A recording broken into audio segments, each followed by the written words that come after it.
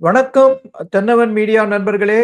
இன்று நம்முடன் இணைந்திருப்பவர் திரு நடராஜன். நடராஜன் வணக்கம். வணக்கம் சார். நடராஜன், இன்னைக்கு காலையில இருந்து ஒரு பரபரப்பா ஒரு நிகழ்ச்சி நடந்து போயிட்டு இருக்கு. திமுக எம்எல்ஏ விளாத்திக்குளம் எம்எல்ஏ மார்க்கண்டேயன் அவர்கள் சட்டமன்றத்தை நீங்க கூட்டினீங்கன்னா உங்க எலும்பை உடைச்சிருவோம் அப்படின்னு முதல்வரை குறித்து சொன்னதை வந்து அவருக்கு அரெஸ்ட் பண்ணியிருக்காங்க. திமுகவினர் அதை எதிர்த்து போராட்டம் பண்றாங்க. எப்படி பாக்குறீங்க? முதல்ல சார், இந்த மாதிரியான ஒரு கைது நடவடிக்கைகள் வந்து பாத்தீங்க அப்படின்னா, தாவேகா தொடர்ந்து துணிந்து செய்கிறது. இதை வந்து நாங்கள் வரவேற்கிறோம். இது இந்த மாதிரி தான் அதிரடி நடவடிக்கை எடுக்கணும் அப்படிங்கிற மாதிரி நிறைய செய்திகளை நம்ம பார்க்க முடியுது. முதல்ல இந்த மாதிரியான நடவடிக்கை எடுத்ததுக்கு அப்புறம் என்ன ஆகும் அப்படின்னு கேட்டீங்க அப்படின்னா, ஒண்ணும் இல்ல. ஒரு எம்எல்ஏ முதல்வர் குறித்து தவறாக பேசியிருக்காரு. அவரை கைது பண்ணியிருக்காங்க. இன்னைக்கு சாயங்காலமோ இல்ல ஒரு 2 நாளைக்குள்ளேயே அவரை வந்து வெளியே விட்டுருவாங்க. சோ இந்த மாதிரி தவறுகள் செய்பவர்களுக்கு இன்னும் ஒரு கடுமையான தண்டனைகள் இருந்துச்சு அப்படின்னா, இந்த மாதிரியான தவறுகளை கூட அவங்க செய்ய தயங்குவாங்க அப்படிங்கறது நம்முடைய முதல் கருத்து. ஏன் அப்படின்னா, நீங்க வந்து அனிதா ராதாகிருஷ்ணன் அவரை பார்த்திருப்பீங்க. அவருமே இந்த மாதிரி தான் பேசியிருந்தாரு. அவரை கைது பண்ணாங்க, நைட்டே வெளியே விட்டுட்டாங்க. சோ இப்ப இதே மாதிரி தான் மார்க்கண்டேயன். 2 பேருக்கு என்ன ஒரு ஒத்துமை அப்படின்னு பாத்தீங்க அப்படின்னா, 2 பேருமே தூத்துக்குடி மாவட்டத்தை சேர்ந்தவர்கள் தான். சோ இன்னைக்கு வந்து மார்க்கண்டேயன் இந்த மாதிரி பேசி என்ன கைது பண்ணப்பட்டிருக்காரு.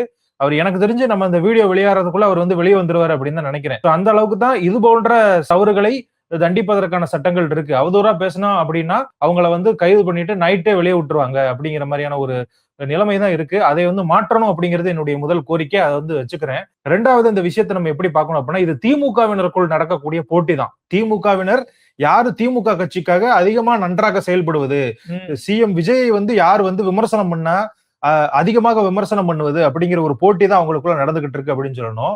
இந்த எலெக்ஷனுக்கு முன்னாடி பாத்தீங்க அப்படின்னா, மார்க்கண்டேயனுக்கும் அனிதா ராதாகிருஷ்ணனுக்கும் எளியும் பூனையுமான சண்டை இருந்தது அப்படின்னு தான் சொல்லப்படுது.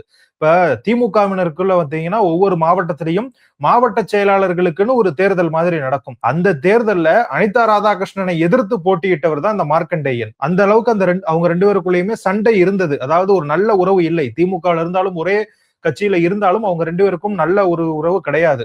இதுல மார்க்கண்டேயன் யாரு அப்படின்னு பாத்தீங்க அப்படின்னா, அவங்க வந்து கனிமொழியுடைய ஒரு ஆதரவாளர்.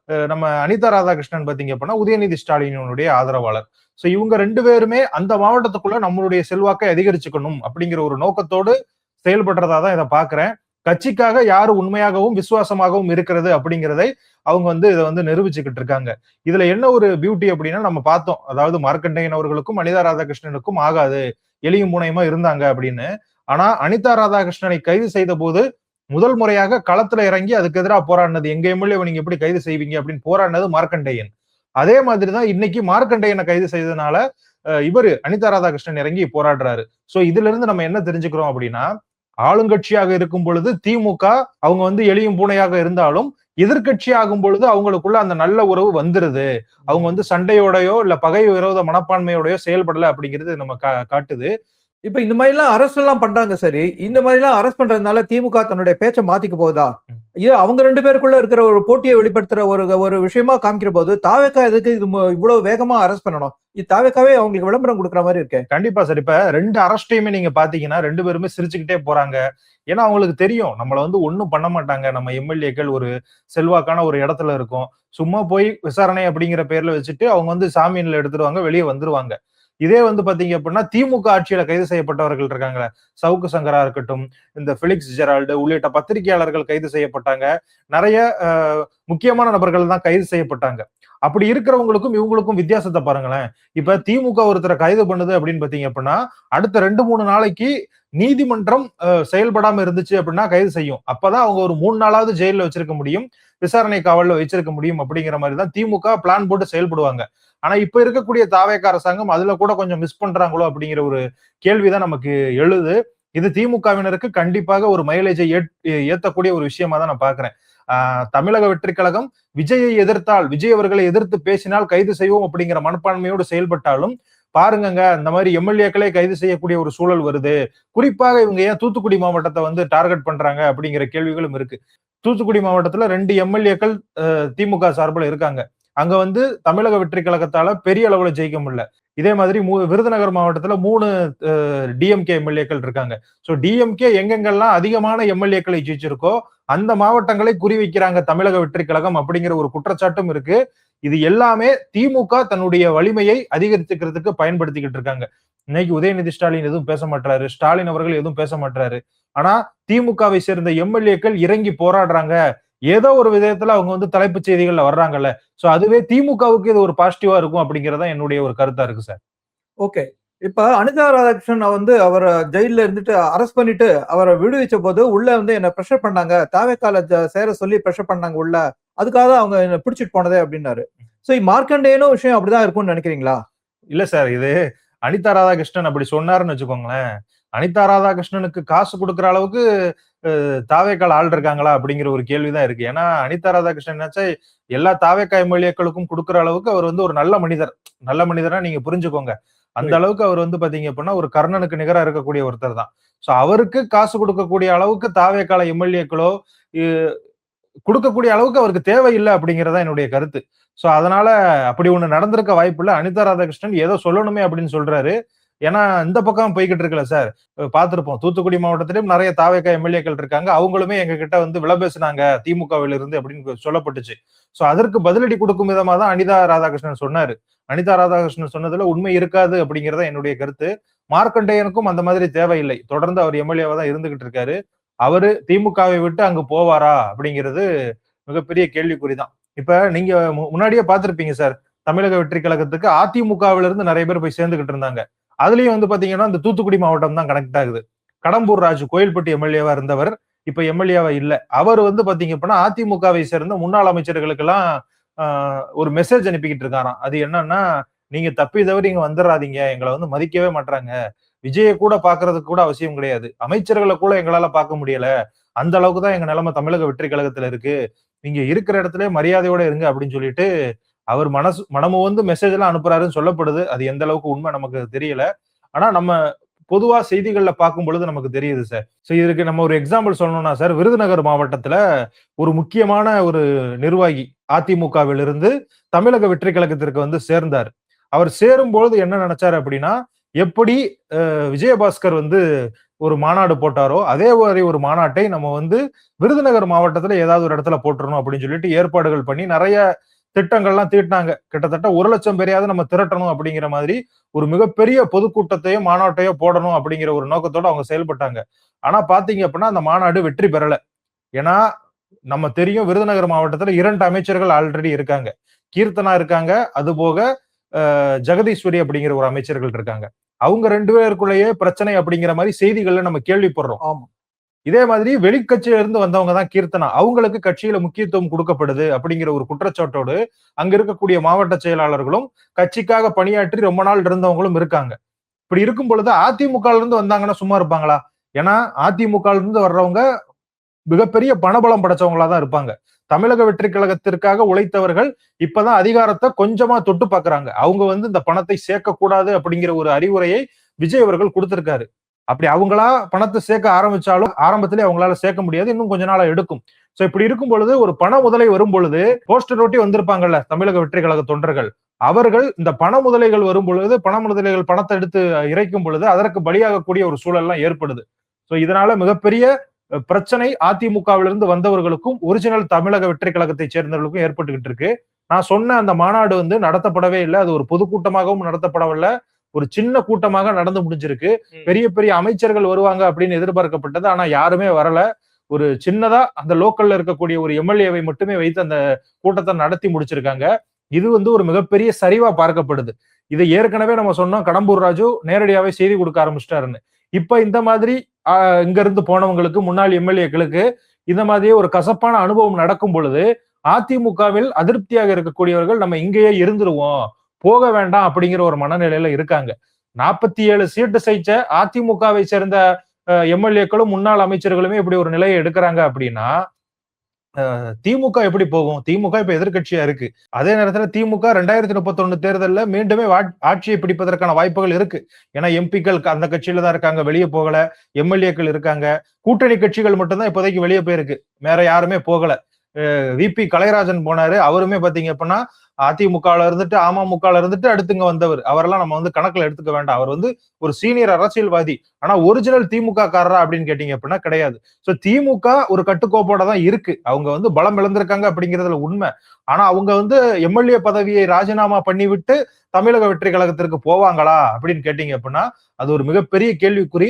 மார்க்கண்டேயனை கைது செய்தது தாவேகா செய்த ஒரு பிழைதான். அவர் வந்து வேற ஏதாவது பிரச்சனையிலையோ, இப்ப ஊழல் வழக்குலையோ, இல்லைன்னா வேற ஏதாவது ஒரு பிரச்சனைகள்ல அளவுக்கு அதிகமா சொத்து சேர்த்துட்டாரு இப்படிங்கிற வழக்குல நீங்க கைது செய்தீங்கன்னு வச்சுங்க, பாருங்கள் தாவேகா அரசாங்கம் ஊழலுக்கு எதிராக நிற்கிறது, நியாயமாக செயல்படுகிறது அப்படின்னு சொல்லுவாங்க.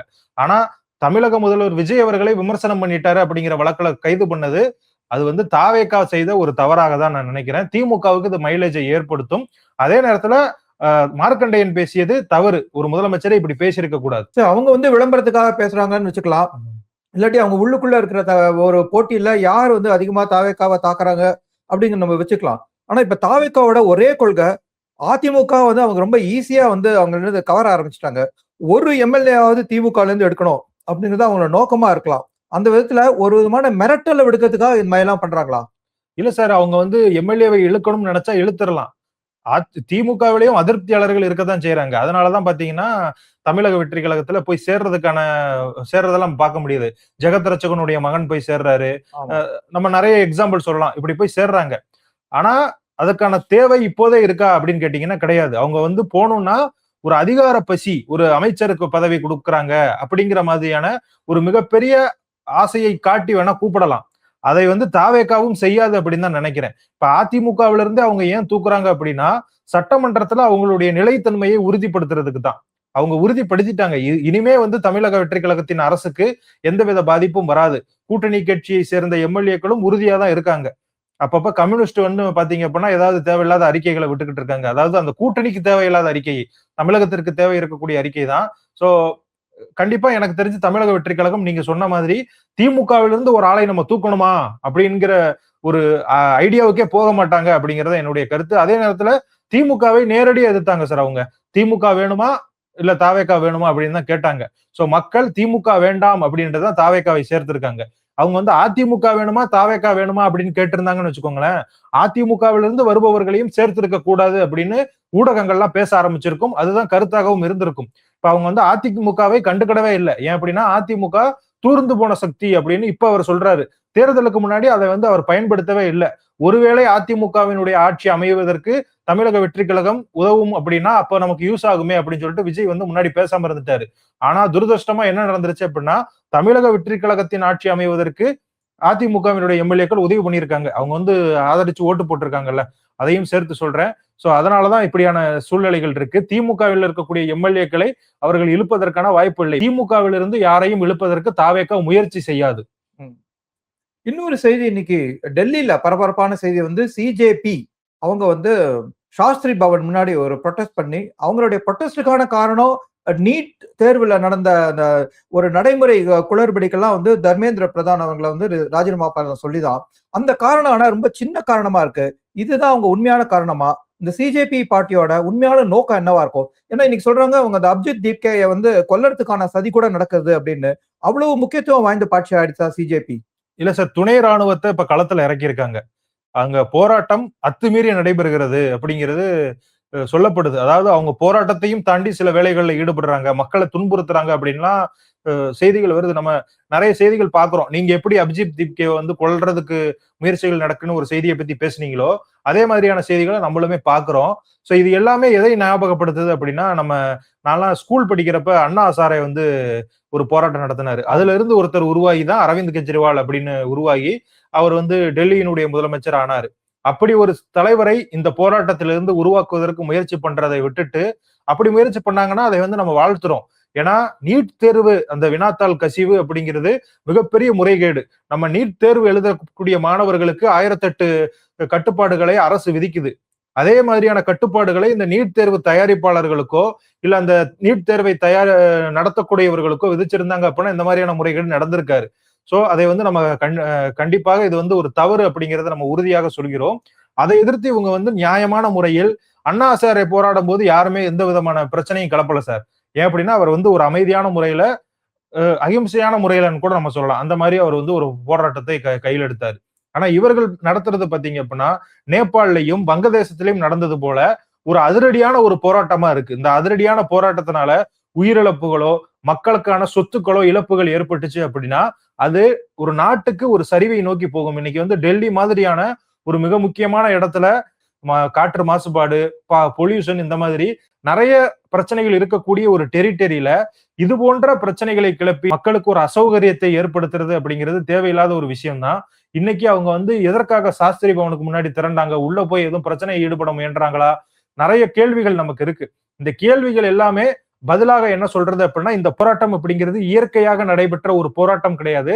செயற்கையாக ஒரு சிலரால் டீப் ஸ்டேட் போன்ற நம்ம சமூகத்துக்கு தீங்கு விளைவிக்கக்கூடிய ஒரு அமைப்பால உருவாக்கப்பட்டது அப்படின்னு சொல்லப்படுது.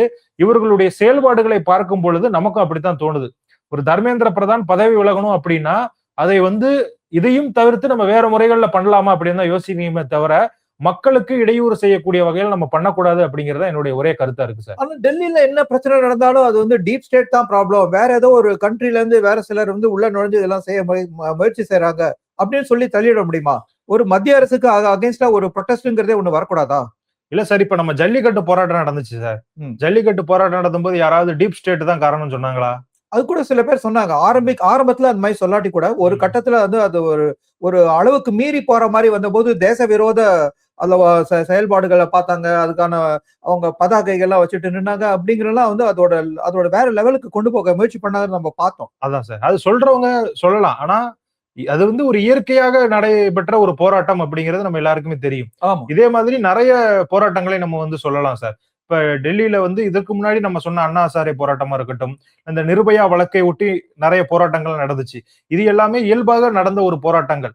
ஆனா இப்ப நடக்கிறது வந்து பாத்தீங்க அப்படின்னா இதற்கான காரணம் டெல்லி வினாத்தாள் கசிவு மட்டும்தானா? ஏன்னா இந்த காக்ரோச் ஜனதா பார்ட்டி அப்படிங்கிறதே ஒரு நீதிபதியினுடைய கருத்தால உருவானதுதான். அந்த நீதிபதியினுடைய ஒருவேளை அந்த நீதிபதி அப்படி ஒரு கருத்தை சொல்லல அப்படின்னா இந்த காக்ரோச் ஜனதா பார்ட்டி உருவாகி இருக்குமா? உருவாகி இருக்காது. ஒருவேளை நீதிபதி அப்படி ஒரு கருத்தை சொல்லல அப்படின்னா இந்த நீட் வினாத்தாள் இருக்குல்ல, நீட் கொஸ்டின் பேப்பர், இது கசியும் போது இந்த மாதிரி ஒரு போராட்டத்தை யார் பண்ணிருப்பா? பண்ணிருக்க வாய்ப்பு கிடையாதுல்ல. ஏன்னா அது ஒரு நீதிபதி அப்படி ஒரு கருத்தை சொன்னதுனாலதான் இந்த கட்சியை உருவாகி இருக்கு. சோ இது எல்லாமே ஒரு ஸ்கிரிப்டட் மாதிரி நமக்கு தோணுது சார். இதே மாதிரி வங்கதேசத்துல இப்போ ஒரு கட்சி ஆரம்பிச்சிருக்காங்க, பிராய்லர் சிக்கன் பார்ட்டி அப்படின்னு சொல்லிட்டு. சோ இந்த மாதிரி ஒவ்வொரு இடத்துலயும் ஒவ்வொரு கட்சிகளை ஆரம்பிச்சு போயிட்டு இந்த மாதிரி பண்ணிக்கிட்டு இருந்தாங்க, ஒரு போராட்டங்கள் நடத்துறாங்க, சமூகத்தினுடைய அமைதியை சீர்குலைக்கிறாங்க அப்படின்னா இதற்கு பின்னாடி யாராவது இருக்க வாய்ப்பு இருக்கு அப்படிங்கிற மாதிரி ஒரு சந்தேகத்தை ஏற்படுத்துறதுதான் எனக்கு இயல்பாக தோணுது. ஏன்னா பொதுவாக நம்ம செய்திகளை பார்க்கும் பொழுது அந்த செய்திகளை தொகுத்து பார்க்கும்போது இதுதான் நடந்திருக்குமோ அப்படிங்கிற ஒரு எண்ணம் தான் தோணுதே. சரி, இந்த மாதிரி அவங்க செய்யறச்ச அவங்களுக்கு வந்து பின்புலத்துல அவங்க யார் இருக்காங்களோ தெரியாது. ஆனா இந்தியால அதை எடுத்து நடத்துறதுக்கு அவங்களுக்கு வந்து ஒரு அரசியல் கட்டமைப்பு தேவை. சோ சிஜேபிங்கிறது அரசியல் கட்டமைப்பு எதுவும் இருக்கிற மாதிரியே தெரியல. அப்படி இருக்கிறப்போ அவங்க இதை எப்படி இதுக்கு மேல முன்னுக்கு எடுத்துட்டு பண்ண முடியும்? அதுக்கு எதுக்கு கவர்மெண்ட் இவ்வளவு தூரம் வந்து ஒரு முக்கியத்துவம் கொடுத்து துணை ராணுவத்தை அனுப்பிச்சு அவங்களை கட்டுப்படுத்தணும்? இல்ல சார், இப்ப அவங்க வந்து சாஸ்திரி பவனுக்குள்ள நுழைஞ்சிட்டாங்க அப்படின்னா என்ன சார் நடக்கிறது? இப்ப எனக்கு தெரிஞ்ச வரை ஒருத்தர் வந்து சாஸ்திரி பவன்ல அவங்களுடைய உறவினர் வேலை பார்க்கிறாரு அப்படிங்கிற மாதிரி சொன்னாரு சார். இப்ப அவங்க வந்து சாஸ்திரி பவன்ல அவங்கள பார்க்க போனோம் அப்படின்னாலே ஒரு அட்லீஸ்ட் ஒரு 1/2 கிலோமீட்டர் தள்ளி தான் நிப்பாட்டி இருப்பாங்க. சோ அந்த அளவுக்கு பாதுகாப்பு இருக்கக்கூடிய ஒரு இடம் தான் சாஸ்திரி பவன். அப்படி இருக்கும் பொழுது இவங்க உள்ள நுழைய முயற்சி பண்றாங்க அப்படின்னா அது வந்து ஒரு அரசினுடைய கோப்புகள் இருக்கக்கூடிய ஒரு இடம் தானே. அங்க போய் இவங்க ஏதாவது ஒரு சேதத்தை ஏற்படுத்தி அங்க இருக்கக்கூடிய கைகலப்பு ஏற்பட்டு ஏதாவது ஒரு பிரச்சனை வந்துருச்சுன்னு என்ன பண்றது? அதனாலதான் துணை ராணுவம் வந்து கண்ணீர் புகை குண்டுகளை வீசி அவங்கள வந்து அந்த போராட்டத்தை கட்டுப்படுத்தி இருக்காங்க. நீங்களே ஒரு வாரத்தை சொன்னீங்க, அபிஜித் தீப்கேவை கொலை செய்ய சதி நடக்கிறது அப்படிங்கிற மாதிரி அந்த கட்சியை சேர்ந்த சிஜேபியை சேர்ந்த நிறைய பேர் சொல்லிக்கிட்டு இருக்காங்க. அவங்களே கொலை பண்ணிட்டு பழியை வந்து அரசு மேல தூக்கி போட்டாங்கன்னா என்ன பண்றது? இப்படி நடக்கவும் வாய்ப்பு இருக்குல்ல.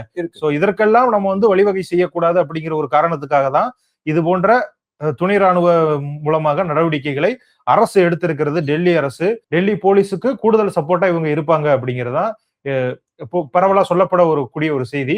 நம்மளுடைய கருத்து ஒண்ணுதான் சார். மற்ற நாடுகள் போல் அல்லாமல் இந்தியால ஒரு அமைதியான அரசு நடந்துகிட்டு இருக்கு. பிரச்சனைகள் இருக்கு. பாஜக அரசு தப்பே செய்யலன்னு கேட்டீங்கன்னா நிறைய தவறுகளை செய்யக்கூடிய அரசாகத்தான் அவங்க இருக்காங்க. அதற்காண்டி நம்ம வந்து நம்ம நாட்டினுடைய ஒருமைப்பாட்டையோ இல்ல நாட்டுல இது போன்ற புரட்சிகரமான நச்சுக்களை விதைக்கக்கூடிய சக்திகளையோ நம்ம வந்து கொண்டு ஆதரிக்க கூடாது அப்படிங்கறத என்னுடைய ஒரே கருத்து. தமிழ்நாட்டிலையும் வருங்காலங்களில் இது மாதிரியான போராட்டங்கள் நடத்த வாய்ப்புகள் இருக்கு. நம்ம ஆல்ரெடி இதை பத்தி பேசியிருக்கோம். நாசகார கும்பல் தமிழகத்தை குறிவைத்திருக்கிறது. போன ஆட்சியில திமுகவினுடைய ஆட்சியில போதை மூலமாக அவங்க வந்து உள்ள வந்தாங்க. இந்த ஆட்சியில எப்படி சிஜேபி புரட்சியை உண்டாக்குறோம் அப்படின்னு சொல்லிட்டு தேவையில்லாத விஷயங்களை கையில் எடுத்து போராட்டத்தை நடத்திக்கிட்டு இருக்கோம். அதே மாதிரி தமிழ்நாட்டிலையும் நாங்க மாவட்டங்களை பிரிக்கணும், அதே மாதிரி டீலிமிட்டேஷனுக்கு எதிராக இருக்கணும் அப்படிங்கிற மாதிரி நிறைய கருத்துக்களை முன்வைத்து போராட்டங்களை நடத்துவதற்கு தயாராகிக்கிட்டு இருக்காங்க அப்படிங்கிற மாதிரியான செய்திகள்லாம் வருது. வருங்காலங்கள்ல இதற்கான பதில்கள் நமக்கு தெரிய வரும் அப்படின்னு நினைக்கிறேன் சார். நன்றி. நேயர்களே, உங்க கருத்தை நீங்க கமெண்ட் செக்ஷன்ல பதிவிடுங்க. இந்த சிஜேபி பார்ட்டி அது வந்து எந்த அளவுக்கு இதுக்கு மேல போலாம்? திமுக அவங்க எம்எல்ஏக்களை தாவேகா அரசு கைது செய்யுது. இது 2 பற்றி நீங்க உங்க கருத்துக்களை பதிவிடுங்க. நம்ம சேனலுக்கு சப்ஸ்கிரைப் செய்து ஆதரவு தாருங்க. நன்றி, வணக்கம். நன்றி சார். நன்றி.